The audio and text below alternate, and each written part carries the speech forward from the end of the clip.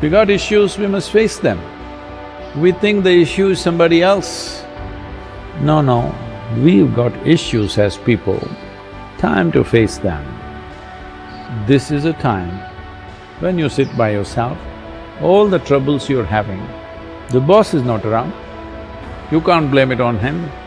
The traffic is not bad anymore, you're not even there. You can't blame it on the traffic, why you're freaked? You don't have to go to office on the time, so you can't blame it on that. You're sitting at home and freaking, obviously it's you. It's time to address that. Very important that all of you maintain your physical and mental balance. 3 weeks is a lot of time. If we put enough effort into 3 weeks, we can come out physically stronger and fitter, mentally more stable and with more potential. Life got turned upside down. So this is your time to do your thing. Let us not complain about anything and everything that comes our way. This is the time. It's going to set us back economically on various levels. Individuals, families, communities, nations, the entire world's economy probably will fall back a little bit. It's okay. I'm saying it'll hurt. It'll hurt all of us, it'll hurt us as an institution, but it's all right. Maybe we will live the way we lived 5 years ago or 10 years ago. There was nothing wrong at that time, it was fine. So, the most important thing is, we're alive and we have a vacation. Let's put it to good use. But people are complaining, people are having just 3 days, already home is becoming repressive for a lot of people. All these days they were complaining, where is my husband, I see him only once in a week, where is my wife, she's going to work, I can't see her, I'm missing you, you're missing me. Now, we are missing the office. Well, human relationships are like this. When you're together, it's a problem, when you're away, it's a problem. When they're away, there's only one problem, you just miss them. When you're together, there are multiple problems. Human relationships become what they become mainly because most people think the other person should be the source of my joy.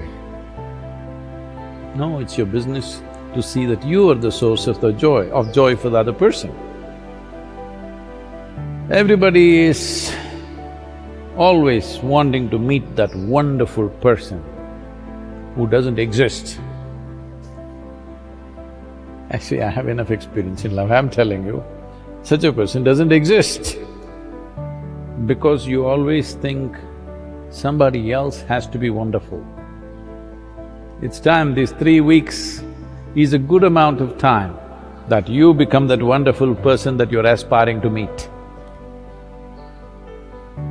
You become that wonderful person that you're expecting everybody else to be. This is your chance. If you become that wonderful person, well, others also can enjoy it, but above all, you enjoy it. That's the most important thing. The Red Indians believed in a beautiful story. The story said that within every human, there exist 2 wolves, constantly at battle with each other. One wolf is evil. He's angry, sad, lazy, greedy, and full of self-pity. The second is good. He's joy, peace, faith, kindness, and action. You know which one wins that battle?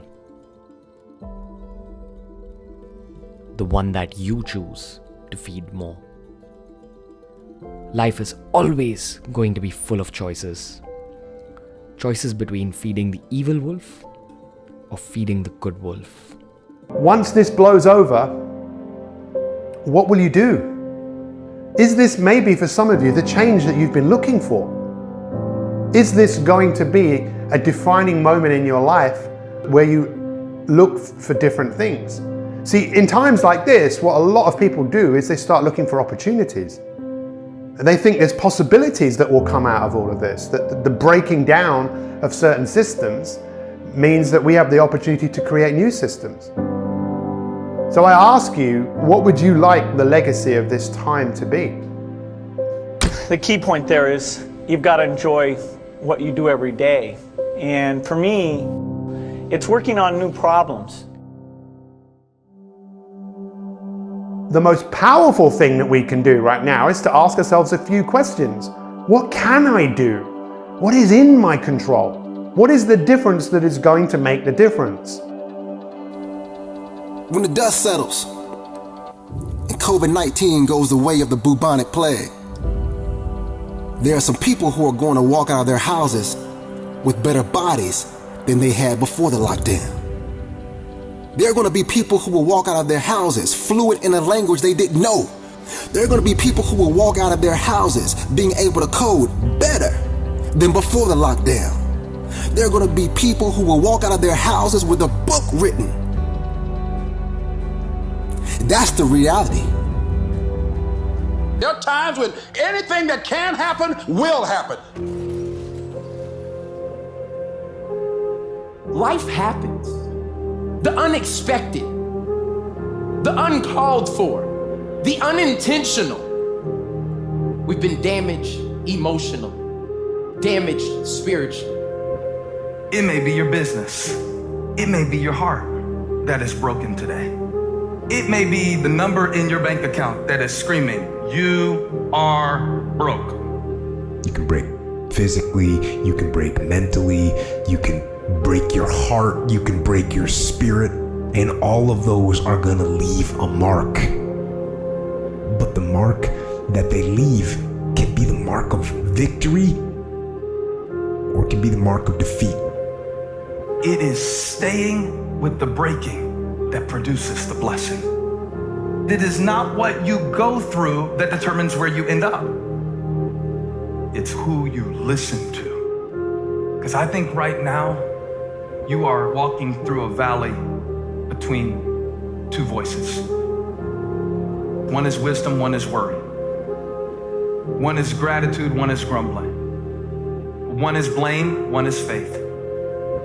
Because every time you break, and in every way that you break, while it's a chance for you to give up and for you to fall apart, but there's also opportunity to get stronger and get smarter and get faster and get tougher and get more stable and get more resilient and get better.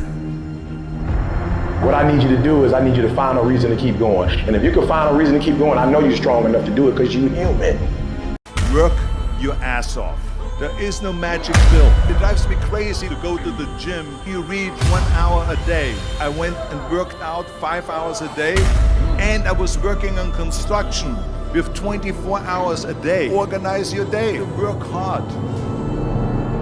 I'm here to talk about success. I went to college. I went and worked out 5 hours a day, and I was working on construction. Because in those days in bodybuilding, there was no money.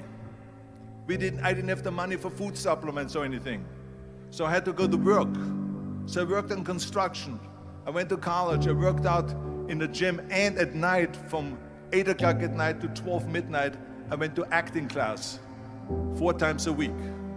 So I did all of that. There was not one single minute that I wasted. And this is why I'm standing here today. With the age of 20, I went to London and I won the Mr. Universe contest as the youngest Mr. Universe ever. And it was because I had a goal. You see, if you don't have a vision of where you go, and if you don't have a goal where you go, you drift around and you never end up anywhere.